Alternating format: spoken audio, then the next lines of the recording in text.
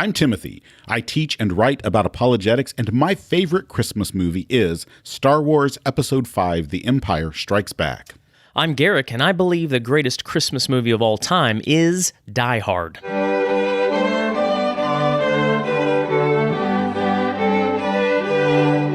Well, it's only a few days until Christmas, and at some point during the Christmas season, in almost every church, someone will read these words.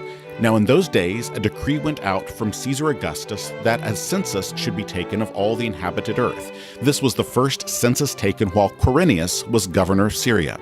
But there's a problem here. It seems from Roman history as if Quirinius didn't become the governor of Syria until about a decade after the birth of Jesus. And so how do we deal with this discrepancy between the biblical text and Roman history? In the first half of this week's program, renowned New Testament scholar Rob Plummer joins us to investigate the perplexing problem of Governor Quirinius. Rob is the co-author of the book Going Deeper with New Testament Greek from our friends at B&H Academic.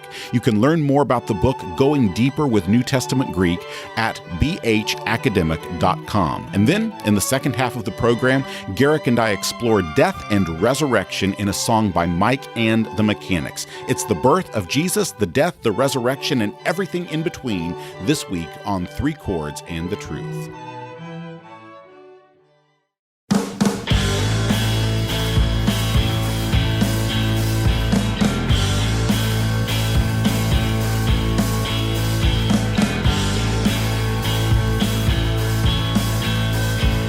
Welcome to Three Chords and the Truth, the Apologetics Podcast. I'm Timothy Paul Jones. Each week, my co-host Garrick Bailey and I tackle an issue related to apologetics. Then we go looking for God's truth by reviewing a moment from the history of rock and roll. Thank you for joining us today on Three Chords and the Truth, where we defend the faith, do justice, and dig for truth in rock and roll. Today we welcome esteemed New Testament scholar Dr. Robert Plummer to consider one of the most perplexing problems in the Gospels. But before we get to that topic, Dr. Plummer, I have some other more important questions for you, beginning with this one. What is your favorite Christmas movie? Well, my family and I, we do love the movie Elf. That's how we start. We have Thanksgiving. Yes. The day after Thanksgiving is when I finally allow my wife to play Christmas music, and we break out the decorations, and it all starts with a watching of the Elf. Yes, last night my wife actually gave me a full-size cutout cardboard elf. Will Ferrell in his elf costume. I came around the corner and there it was, and my wife and kids were all like, yay! In all of his yellow-tided glory. Yes, That's the great. Dog is terrified of it. It's kind of funny to watch. Well, according to historical records, Quirinius became the governor of Syria around the year 6 AD. During that time, there was a well-known census that resulted in a revolt.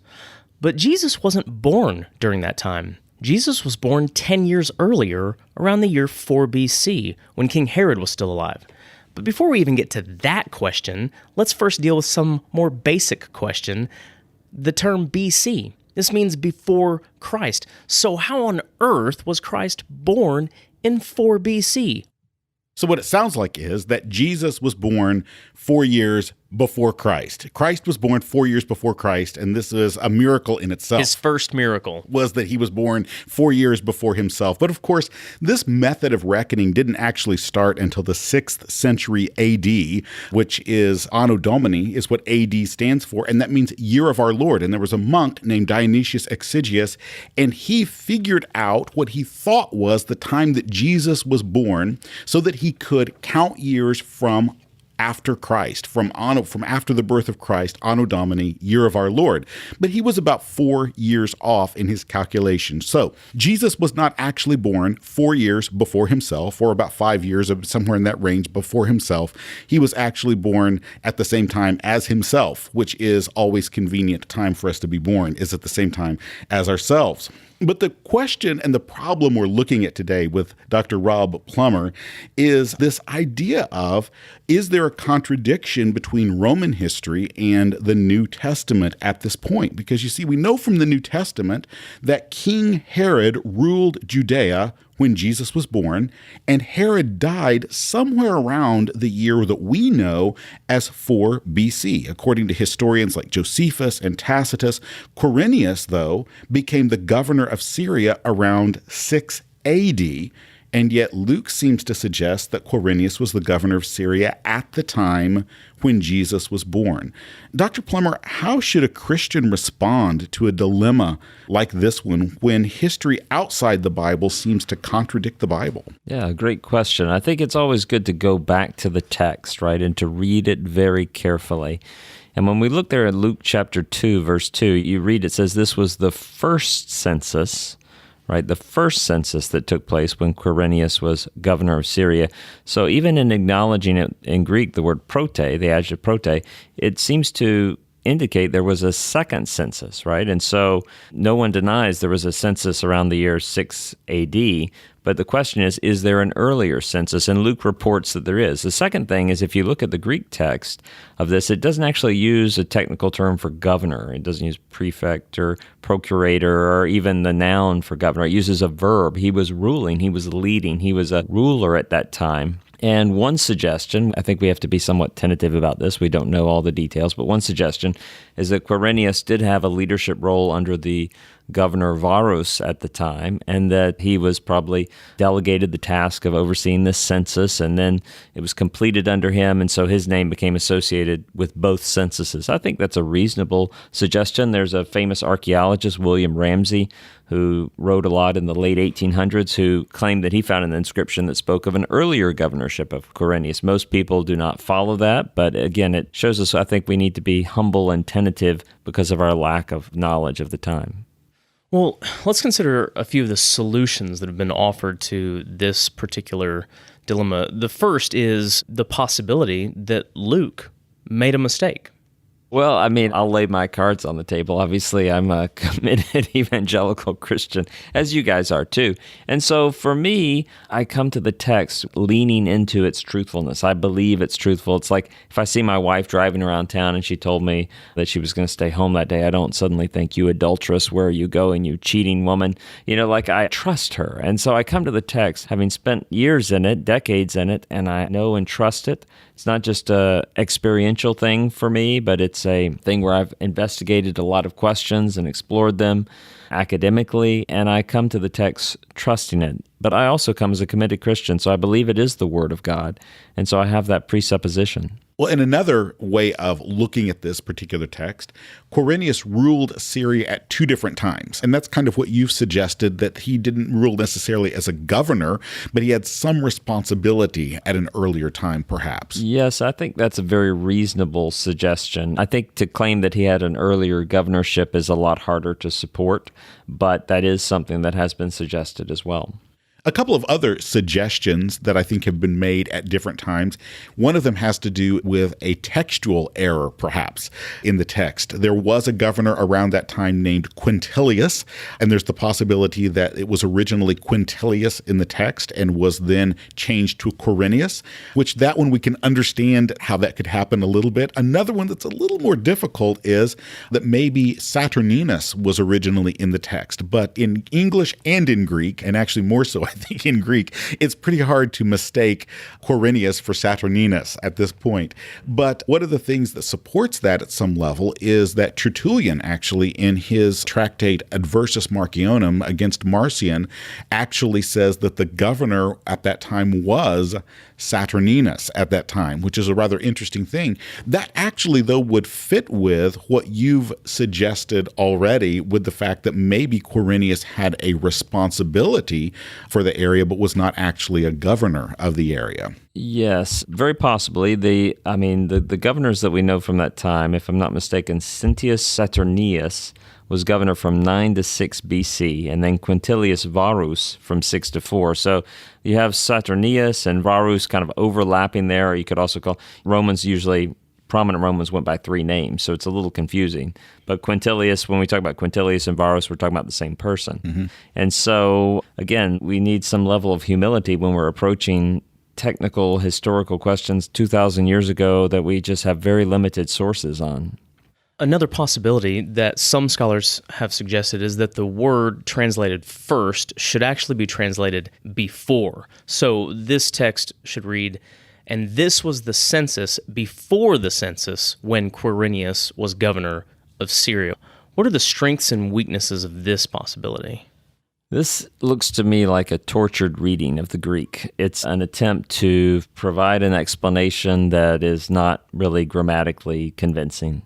You'd have to move around several words and really use an unlikely meaning of one particular word in that text. And yet that's probably one of the most common ones I read in apologetics blogs and things like that. And it's part of the reason I wanted to bring it up, because I think it is such a weak solution to this. And there are other better solutions to this at that point. Yeah, and when someone's telling you that the proper translation of the text is different from every modern printed Bible, then that should have some alarm bells possibly going off in your mind that, hey, this may be, and I'm not a fan of twisting or distorting the text. I'd rather say, I don't really know an answer to that, rather than to come up with a strange and unconvincing answer. Yeah, in the end, in the interest of making an explanation, if we make a bad argument, then actually we do harm to the cause of trying to have these honest conversations of history and what is in Scripture.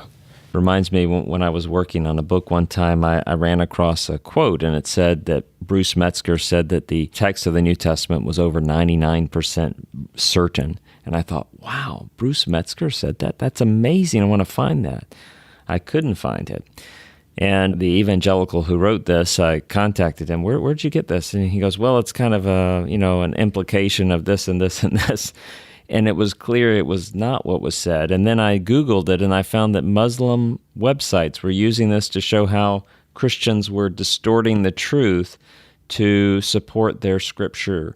And so if we lie about the Bible, if we twist things to give a pat or quick answer, that in the end, that's not supporting truth.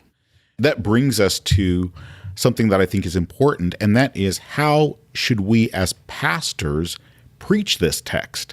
And what I mean by that is not merely how should we preach it and how we should exegete it, but how should we bring up these real and authentic issues in the text in the context of our preaching. And when we do that, how should we present this to the people? Yeah, that's a great question. I'm not a huge fan of raising historical issues in sermons a lot of the time, although I think there's a place for it. I think it should be a side note. It should be presented in such a way that doesn't leave people feeling that they have more questions unanswered than they had coming in. But when I'm preaching through a text, I'm really saying, what is this biblical author really seeking to teach his audience, the people reading his text, the people hearing it read? What does he want them to go away thinking that God has done in the world? And so I'm inclined to answer those questions more in like a Bible study setting or in a one-on-one. Someone emails you, hey, I read this in the newspaper. I mean, I think I've only been asked about this text historically one time. And, I've taught a lot of students New Testament. But sometimes things do arise for people, and we want to be prepared to answer them. Or if we don't have an answer, we say, I don't know. Let me get back to you. And it's never been easier to investigate these questions. And I think one of the worst ways we can do this in preaching is to lay out all the options for the people. Totally. So if we are convinced, as I am as well, that this is more to do with Quirinius having some sort of delegated authority, but not being the governor of Syria at this time, just tell people that. We don't need to lay out all 10 options or however many options there are for people to choose from. That leaves them with more questions and more confusion. State the one that we believe is most convincing, and then be ready and willing afterward at some point to have a discussion with somebody afterwards. But we don't need to unload all of this upon the people that God has given us to shepherd and to pastor and to preach to week by week. I completely agree with that. And I think that when you come to this text, what I might want to leave behind with the people rather than trying to resolve potential historical problems is the historicity of it. I'm like, Luke doesn't begin once upon a time, right? He says, this guy was in this role in the government, this guy was in this role, this is what was happening in space and time, and it's clear that this is a historical report. This is not a fairy tale. And it's good for people to be hit with that. They've maybe seen it so many Christmas plays, the Peanuts Christmas special. It's all kind of this, it's just this feel good. No, this really happened. And so people need to be hit with that. Well, this brings us to the time in our program when we must undertake the most daring task that we undertake each week, which is to reach within the infinity gauntlet. And so each week, Garrick Bailey reaches within the depths of the infinity gauntlet and draws forth a question that is one of the great questions of humankind. And the question this week is... This one requires a bit of setup. So two average Joes or Janes get a hold of two artifacts from our fantastical universes. Just two normal people with no special training, but they end up picking up from this treasure chest a lightsaber and a vibranium shield. And then they get into a fight, because why wouldn't you? Who would win? Who has the advantage as a weapon in this fight? So we're bringing together two universes, as always, which is the Marvel Cinematic Universe, in which vibranium is this natural metal, which is the strongest metal upon the earth, with a lightsaber from the Star Wars universe, and they go into battle against one another. Which one of these is more powerful, and which one wins, and why? I'm going to say the lightsaber, because what I see in my mind is in episode 1 of Star Wars, when they go up on the Trade Federation ship, and then Qui-Gon Jinn, he sticks the lightsaber in that huge door. I mean, all these levels of doors, it just melts the whole thing away. So I think it's going to win. I'm going to vote for the vibranium shield. So I'm going to have to go with that because the vibranium shield is able to absorb energy. And so the vibranium, it absorbs the energy and is able in some sense to send the energy back out somehow. We don't know exactly how this happens, but I think that the energy even of that lightsaber gets absorbed into the vibranium shield. And so I say Wakanda forever. Vibranium wins. Of course you do. I would actually tend to agree with you in this case, I guess, without knowing what the blast door is made out of in episode 1. If later we find out that it is also vibranium or something similar, then I would change my answer. But I would agree that in this case, I think give me the shield. Although I would say that the person just randomly swinging a lightsaber versus a person that only has a shield, that just in that case, the person might get lucky and take off a leg or have a dismembered person underneath a really nice vibranium It's shield. Very possible. Very possible. So kind of like that Monty Python scene where the knight gets his legs cut off.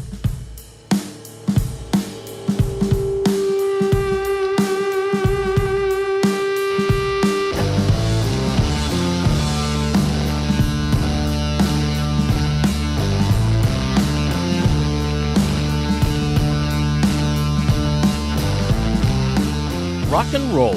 It's one of the greatest human inventions and one of the supreme expressions of God's common grace. The way we see it, the golden age of this invention began with Bob Dylan and ended with Pearl Jam. And that is why each week in the second half of the program, Garrick and I review one of our favorite songs and go digging for truth in classic rock.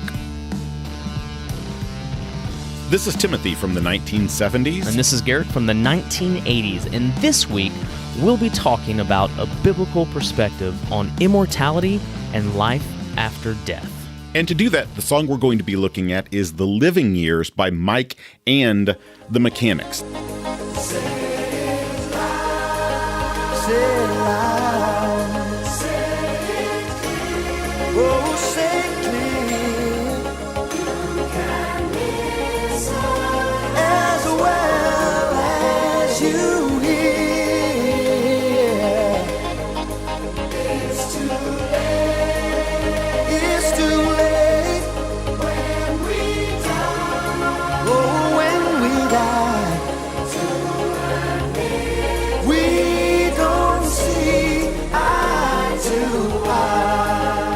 The band Mike and the Mechanics is a spinoff of the band Genesis. Now, the genesis of Genesis, was in 1967. And by the way, their first album was From Genesis to Revelation. It was Genesis's first album. Genius. But it's Genesis Genius at that point. And so they were formed in 1967 by some students at a preparatory school in Surrey, England, that was known as Charterhouse. And this included Peter Gabriel was there, Mike Rutherford, several different people got together, formed the band Genesis, and then 3 years later, after that, Phil Collins joined the band Genesis. The band Genesis and Phil Collins, I do have many warm feelings towards, including one this is partly a secret. I can't give all the details, but there was a group I was a part of in high school. And this group, we engaged in certain legal team building activities together, and once a week, at the end of the week, we would do this big thing together, and we would have a meeting during the week, kind of before the big event. And part of that meeting every week, we would sit in a room and we would play In the Air Tonight. I know it doesn't seem like a real pump-up song. I mean, it isn't, but you're not going straight to the event. You don't need adrenaline going. It was this focused, intense connecting with the crowd around you. And so I still, to this day, I'll be driving in the car as a 41-year-old man, and that song will come on, and I'll get goosebumps. Like the hair on my neck will still stand up. That's ridiculous, I understand, but it is what it is.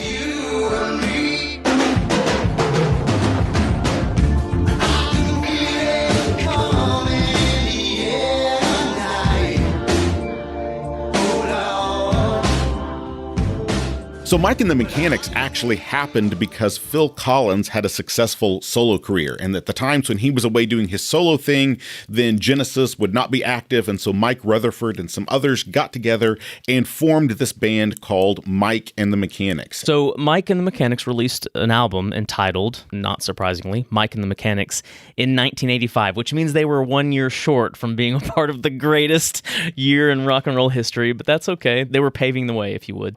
But one of the singles from that album was All I Need Is a Miracle.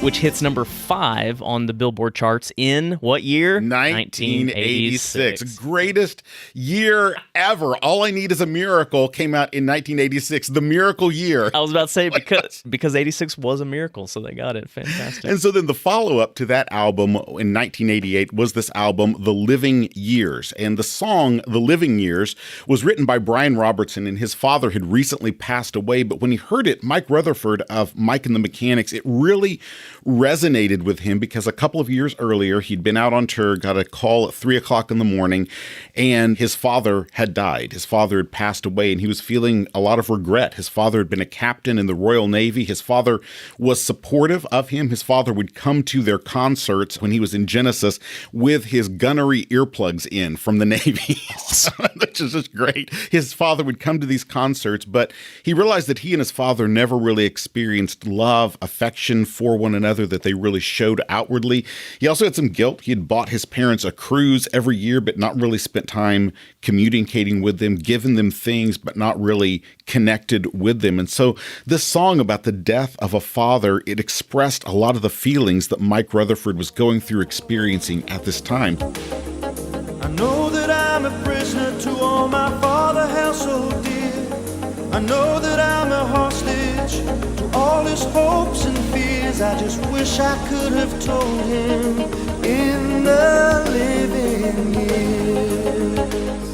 So what we're going to focus on today is a popular but false view of life after death. And you kind of see it in this particular song. This song begins with a dilemma of conflict between the generations. It says every generation blames the one before, and all of their frustrations come beating on your door. But then it moves from there to the reality and to the pain of death. That's what the song moves on to. It kind of starts in the place where Cats in the Cradle has us, right? Remember when we had that conversation? But yeah, it moves beyond that. One of the lyrics says, I wasn't there that morning when my father passed away. I didn't get to tell him all the things I had to say, but I think I caught his spirit. Later that same year, I'm sure I heard his echo in my baby's newborn tears. I just wish I could have told him in the living years. And so these are powerful words that really do capture the pain of longing and regret when a parent dies. But there's also in here some hints of a popular but very false perspective on the afterlife, because the idea is that what comes after this life is a spiritual existence. It's almost a hint, maybe even of an idea of reincarnation. Right. You can't really tell for sure on that, but certainly a spiritual existence where somebody lives on as a spirit, sort of lives on in memories or lives on in his descendants, this idea right here. And we have this so often in our culture and even among Christians, because at funerals, I've heard people say things, people who are Christians and perhaps should know better, say things like, well, he lives on in our memory. He'll never really be dead because his spirit will always be with us, or what I call the Lion King variation. Yes. He lives on in you.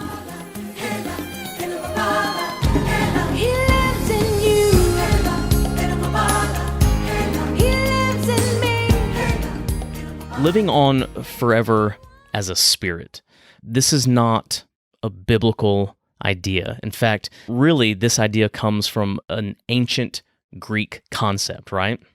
Yeah, it really does. And in the Greek way of looking at things, death is really an escape into a spiritual existence where the body gets left behind once and for all, and there's a move in one, a transition from a combination of spirit and body to becoming pure spirit. That's really the idea. Which really, different variations, but that's where we came from. Usually we pre-existed in this perfect spiritual state, and then we spend time trapped or contained, or again, depending on who you're reading, in this physical vessel or prison even at times.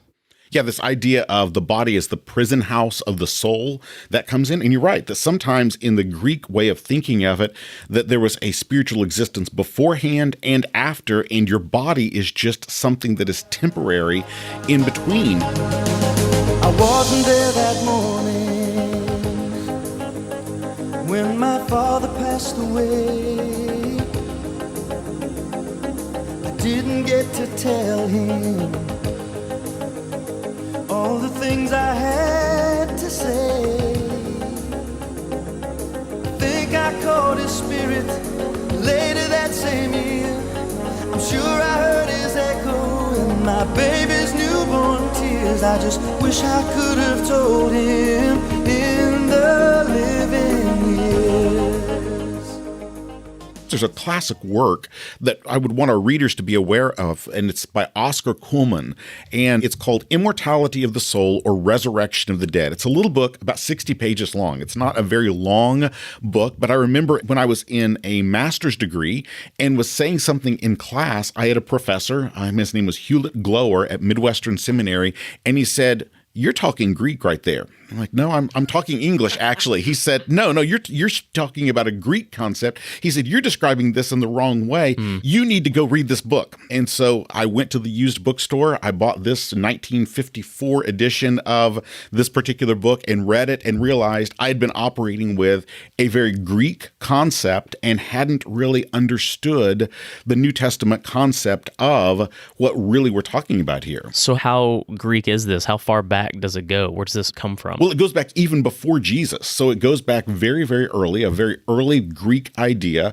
which is that the spirit is the real us, we might say, but then our body is something temporary. And what Oscar Cullmann points out in this book is that that's not what the New Testament teaches at all. In fact, the subtitle of this particular little book is The Witness of the New Testament. And his point is that's not what the New Testament teaches. The New Testament teaches a very different idea of life and death and immortality. So what he does in this book is he contrasts the New Testament idea of Jesus in the Gospels. He contrasts Jesus against Socrates. And so by putting Jesus and Socrates together side by side, their deaths, the reports of their deaths, he demonstrates how Jesus' perspective on this, the New Testament's perspective on this, differs radically from the Greek perspective on this. For all you Bill and Ted's fans, that would be Socrates. That would be Socrates, yes. The guy that is Socrates in Bill and Ted's Excellent Adventure,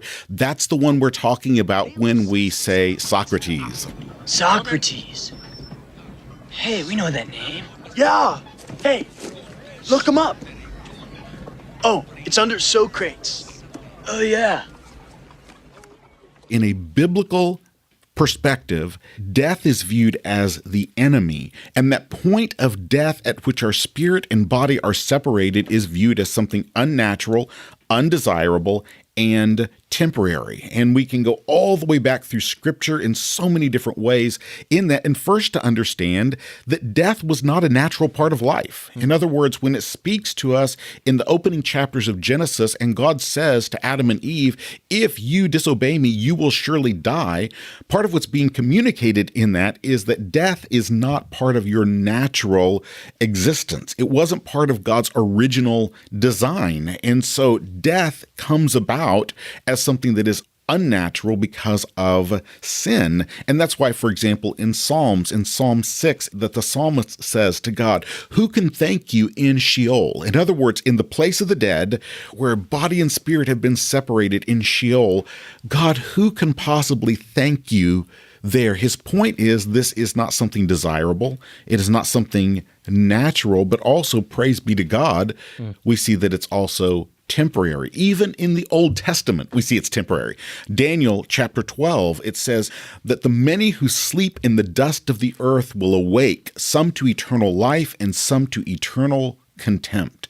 In other words, what it's saying there, those who sleep in the dust of the earth, this very physical imagery right here, will be raised to life, that this separation of body and spirit is not permanent, it is not desirable, it is temporary. And that's why Paul in 1 Corinthians chapter 15, he speaks of a spiritual body, which is kind of a paradox, but he uses that paradox to let us know, look, your body will be raised from the dead. There's a physicality even to your resurrected self. And I think he puts spiritual on there to show this is a transformed body. This is a better body. This is something that God has renewed, but it is still a body nonetheless. So our future biblically is not floating around as a spirit somewhere. That's not our future from a biblical perspective.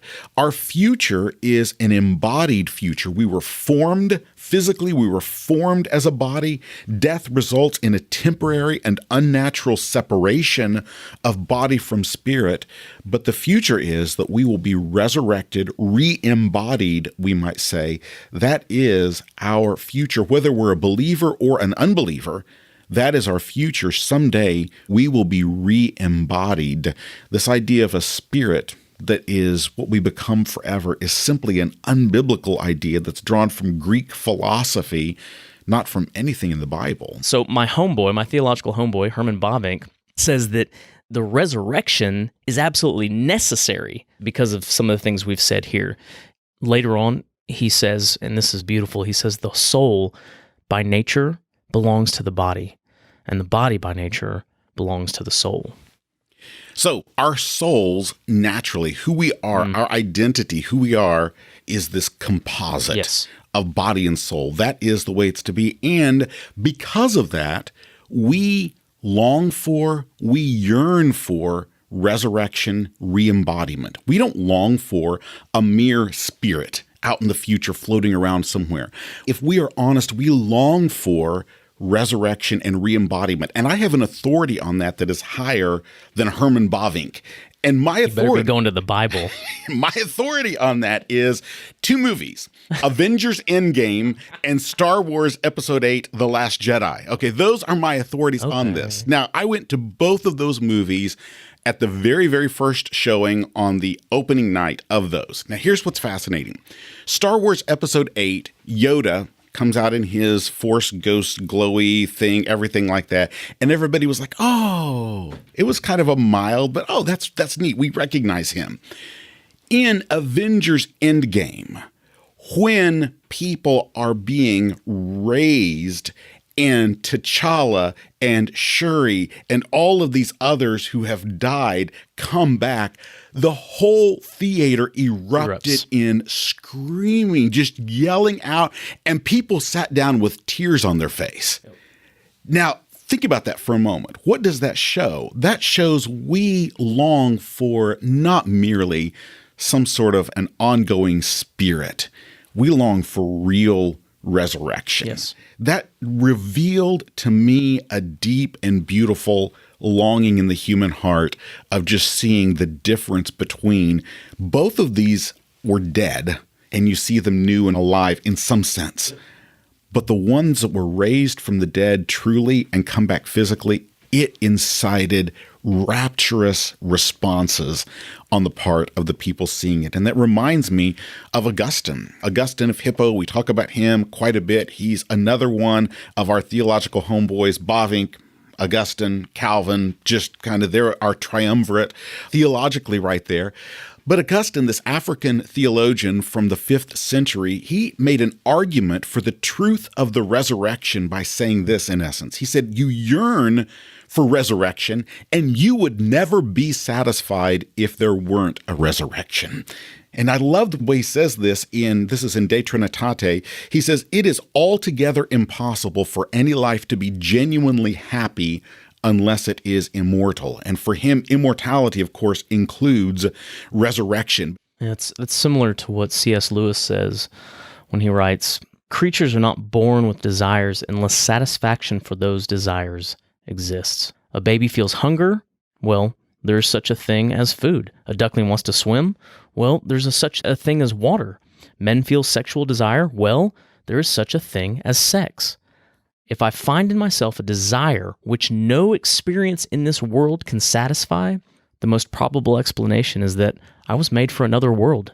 If none of my earthly pleasures satisfy it, that does not prove that the universe is a fraud.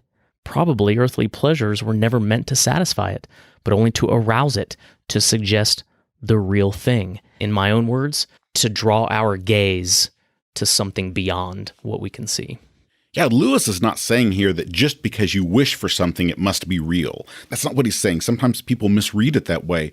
But he's making an argument from analogy. He's saying for everything your body yearns for, there is something, some way that yearning can be satisfied. And so in essence, he's saying to us, he says, look, if that's true about your body, doesn't it make sense that might be true about your soul? That what you deeply long for, might that actually be something that there is a satisfaction for that? But so what we see in this is that there is no satisfying resolution without a resurrection.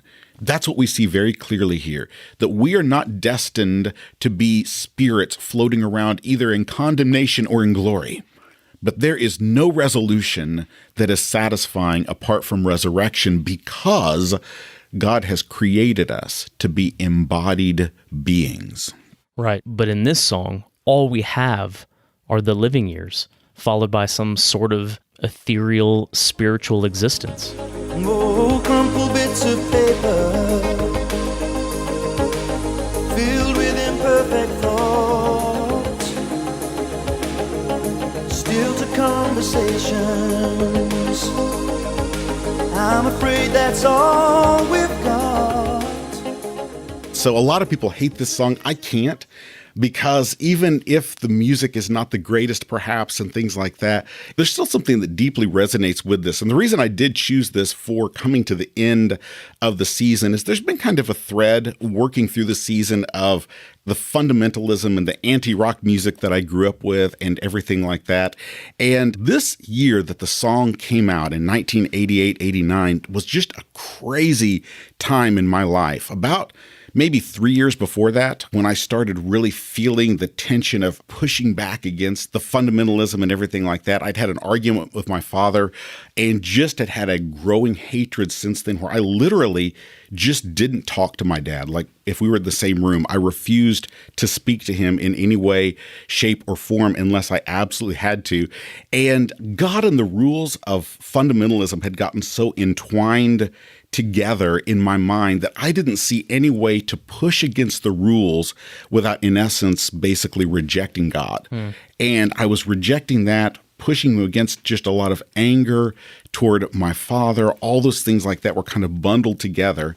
And I had this friend named Ben Soap, and his mom had died in a tragic car accident a few years earlier, and his dad remarried a woman named Kim, and she was not an independent fundamentalist Baptist at all. And she loved Jesus, but she was not what any of us were. And so she had no concept that rock music might be evil. She just didn't have that category or concept. And she started supplying us with cassettes of Petra and Stryper and DeGarmo and Key and all of these Christian hard rock bands.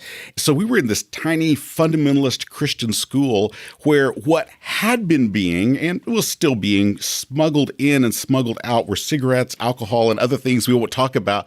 But suddenly we're also smuggling in and out these cassettes. And as I look back on that, and I think we would have gotten in equal trouble for having Christian rock as for the cigarettes. But that's what was happening in this. We were getting these, and I'm listening to these, and it opened a window in my mind that I didn't know about, that there's a different way to follow Jesus. I can reject these rules without rejecting Jesus. And so in spring of 1988, I'm outside walking across a softball field up on a hill in Wamego, Kansas, that was right next to this school.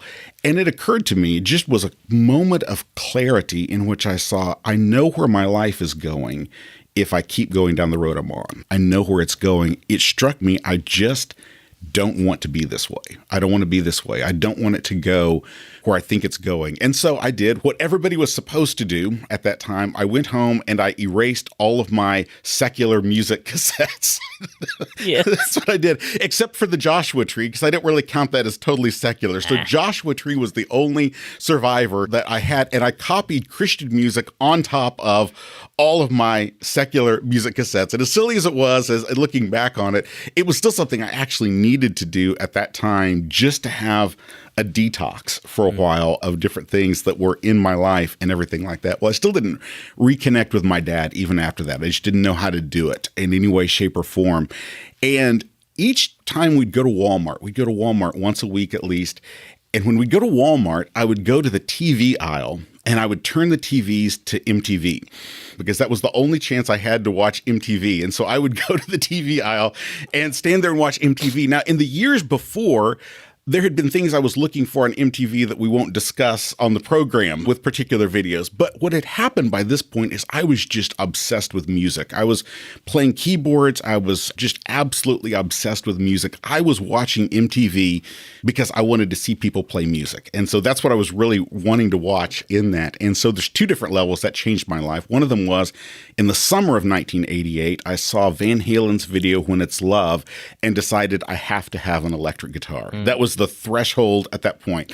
The other one came in about January of 1989 with The Living Years, this particular video.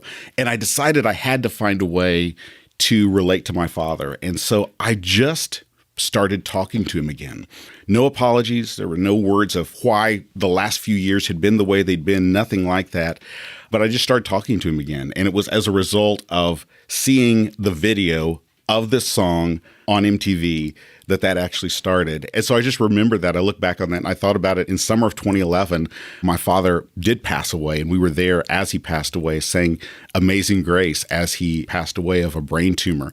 And in the back of my mind, though, was this song, The Living Years, because of the fact that my relationship was restored. God worked through a secular song with a bad view of immortality, actually to help restore that relationship. But I also recognize this: there is no way, as I think through that I can be satisfied with He lives on in our memories or He lives in you. That's not satisfying. That is absolutely unsatisfying. There's nothing that is satisfying that is anything less than the fact that I believe He will be raised from the dead in the resurrection. And the living years can never be enough to satisfy our souls, nor can some sort of ethereal spiritual presence. We desire, and God created us for resurrection. So we open up a quarrel between the present and the past. We only sacrifice the future. It's the bitterness that lasts. When I finally began talking to my father again, I remember he would come to the door of my bedroom when I was playing guitar, playing keyboards, and he would simply stand there and watch. And what I discovered, what I realized many years later, was how much he himself had always wanted to learn to play the guitar. And a few years before he passed away, he bought an acoustic guitar from Aldi's, of all places, and he learned to play it. And what I wish now is that I could go back to that time when I was 16 and he was standing in the door of my room, and I would invite him into the room, and we might have learned to play together. And I don't know. I don't know what the life of the resurrection will look like. But I do know that we will not be floating around as spirits. We will be enfleshed in new bodies, transformed bodies on a renewed earth. And I hope, and I kind of believe that there will be the playing of music, even in eternity, on this renewed earth, in renewed bodies. And because I hope in that, I kind of also hope that someday I'll see him standing there in the doorway again, and I'll invite him in, and we'll play the music together then that we couldn't and didn't play before. So say it loud. Say it clear. Oh, say it clear. As well as you hear. It's too late. It's too late. It's too late when we die. We don't see eye to eye. Thank you for joining us today. If you want to connect with the two of us, check out threechordsapologetics.com. That's chords with an H, the kind you play, not the kind you plug. If you're interested in choosing one of the songs we review in the future, or in picking up Three Chords and the Truth merchandise, go to patreon.com/threecordsandthetruth. My name is Timothy Paul Jones, and I'm already looking forward to joining you next time on Three Chords and the Truth.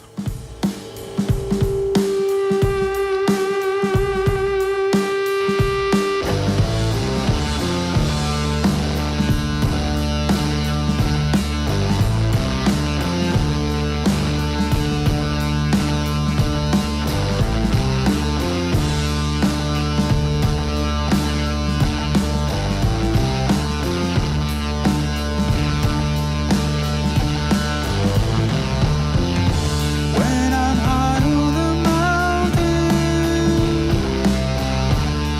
reach out to me. Be my earth when I lose my sense of gravity.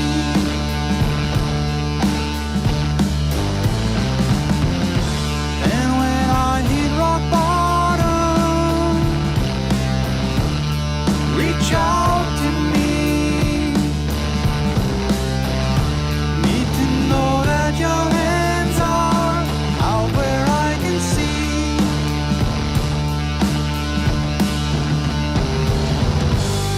Reach out.